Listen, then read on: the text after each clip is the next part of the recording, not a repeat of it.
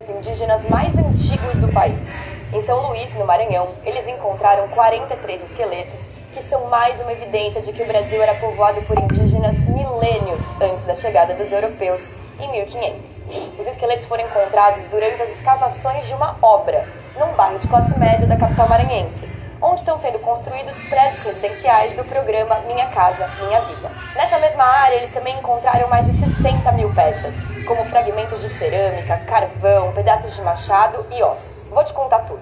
Os dois primeiros esqueletos foram descobertos em 2020. Eles estavam em um sambaqui, uma estrutura que é uma verdadeira janela para o passado. Os sambaquis são como morros feitos em camadas de conchas, ossos, outros restos de animais, areia e outros materiais.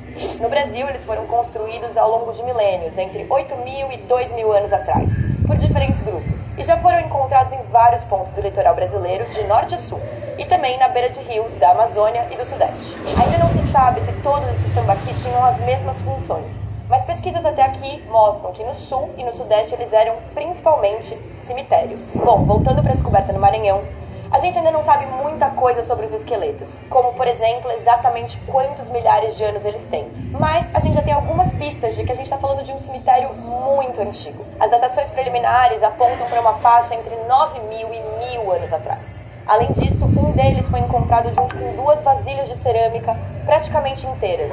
E os grupos que utilizavam esse tipo de cerâmica, conhecida como mina, passaram a povoar São Luís pelo menos desde 3.800 a.C. Ao longo desse ano, com escavações mais profundas, outros 41 esqueletos foram achados, e alguns deles são muito completos. As análises preliminares apontam que eram pessoas de estatura baixa, fortes e acostumadas a muito esforço físico. E ainda tem muita coisa que as pesquisas podem nos contar sobre eles, como do que eles se alimentavam, que doenças tiveram durante a vida e que idade tinha quando morreram. Mas, como eu falei, eles estavam num terreno de uma obra, então eles tiveram que ser retirados em blocos, para depois serem escavados e pesquisados mais profundamente. A atual legislação não impede construções como essa, desde que elas tenham a licença ambiental e sigam as determinações dos órgãos responsáveis, como o Instituto do Patrimônio Histórico e Artístico Nacional, o IPHAN. E isso a construtora fez.